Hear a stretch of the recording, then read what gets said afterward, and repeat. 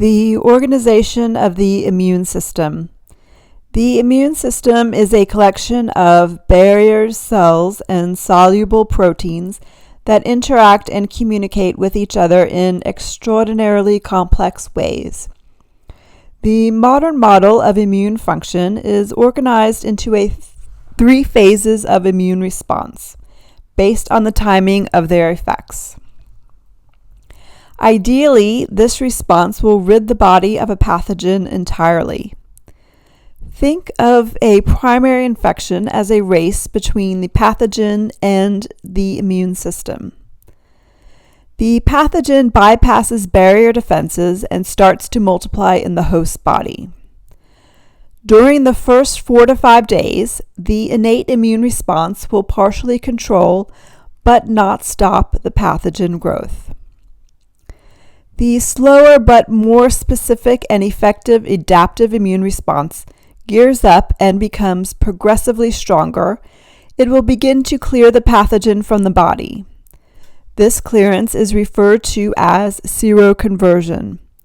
It should be noted that seroconversion does not necessarily mean a patient is getting well. So phase 1, barrier defenses. Barrier defenses are part of the body's most basic innate defense mechanisms. They are not a response to infections, but rather are continuously working to protect against pathogens by preventing them from entering the body, destroying them after they enter, or flushing them out before they can establish themselves. Barrier defenses examples are 1. Skin. Skin is the keratinized cells of the surface, are too dry for bacteria to grow and are continuously slowed off, along with the pathogens that are on their surface. Also, the sweat glands and sebaceous glands of skin, lower pH than pathogens prefer, and may contain substances that are toxic to pathogens, and also washing action. In the oral cavity, the salivary glands contain a lysozyme, which is an enzyme that destroys bacteria.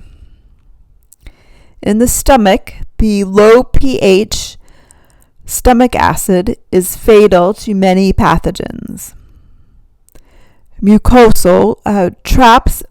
mucosal membranes traps both microbes and debris and facilitates their removal. And also normal flora or non-pathogenic bacteria prevents pathogens from growing on mucosal surfaces. Phase 2, innate immune response. Innate immune responses are critical to the early control of infections. Whereas barrier defenses are the body's first line of physical defense against pathogens, innate immune responses are the first line of physiological defense. Innate responses occur rapidly, but with less specificity and effectiveness than the adaptive immune response. Within the first few days of an infection, a series of antibacterial proteins are induced, each with activities against certain bacteria.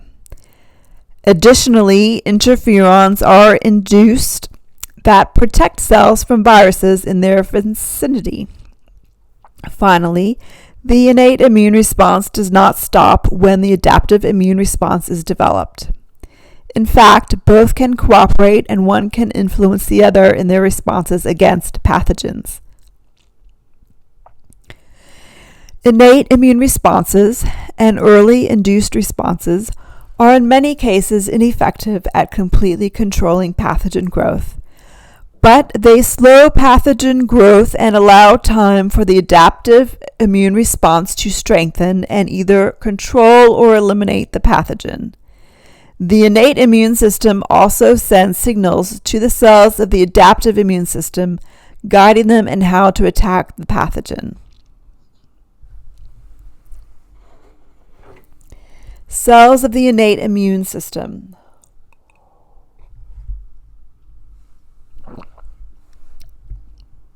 The cells of the innate immune system are made up of phagocytes, macrophages and neutrophils. A phagocyte is a cell that is able to surround and engulf a particle or cell, a process called phagocytosis.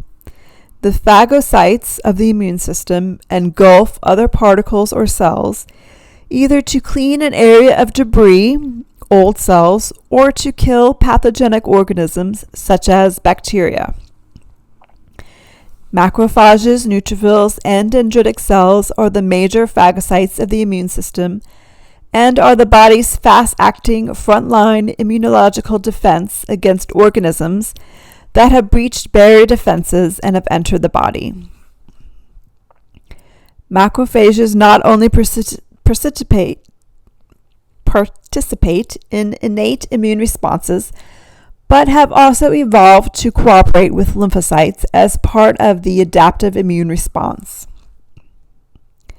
Macrophages exist in many tissues of the body, either freely roaming through connective tissues or fixed to reticular fibers within specific tissues, such as lymph nodes. When pathogens breach the body's barrier defenses, macrophages are the first line of defense. A neutrophil is a phagocytic cell that is attracted via chemotaxis from the bloodstream to infected tissues. Contains cytoplasmic granules, which in turn contain a variety of vasoactive mediators, such as histamine. Whereas macrophages act like sentries, always on guard against infection, neutrophils can be thought of as military reinforcements that are called into a battle to hasten the destruction of the enemy. A monocyte is a circulating precursor cell that differentiates into either a macrophage or dendritic cell, which can be rapidly attracted to areas of infection by signal molecules of inflammation. Natural killer cells, or NK cells, are a type of lymphocyte that have the ability to induce apoptosis in cells infected with pathogens such as intracellular bacteria and viruses.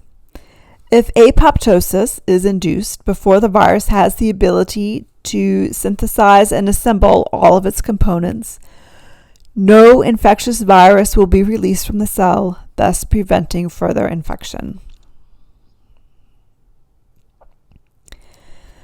Soluble mediators of the innate immune response.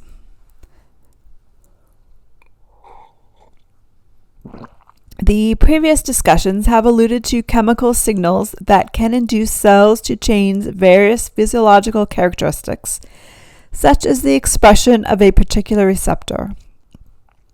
These soluble factors are secreted during innate or early induced responses and later during adaptive immune responses.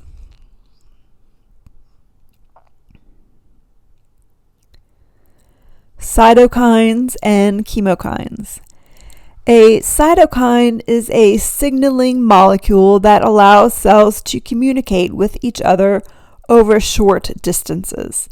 Cytokines are secreted into the intercellular space, and the action of the cytokine induces the receiving cell to change its physiology. A chemokine is a soluble chemical mediator similar to cytokines, except that its function is to attract cells, chemotaxis, from longer distances.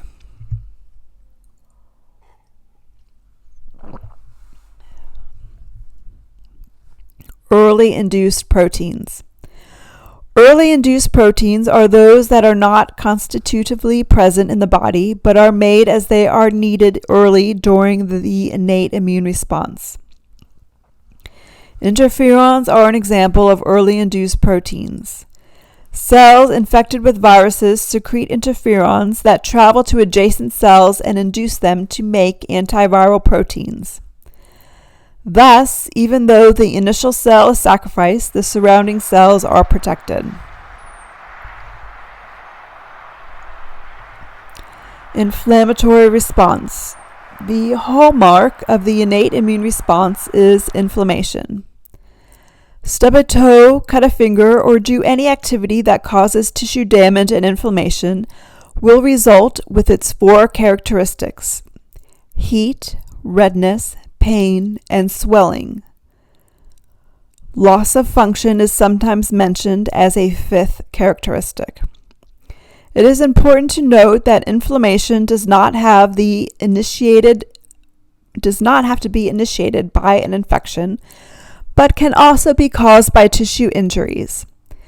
The release of damaged cellular contents into the site of injury is enough to stimulate the response, even in the absence of breaks in physical barriers that would allow pathogens to enter, by hitting your thumb with a hammer, for example. The inflammatory reaction brings in phagocytic cells to the damaged area to clear cellular debris and encourages the entry of clotting factors to set the stage for wound repair. Inflammation also facilitates the transport of antigen to lymph nodes by dendritic cells for the development of the adaptive immune response.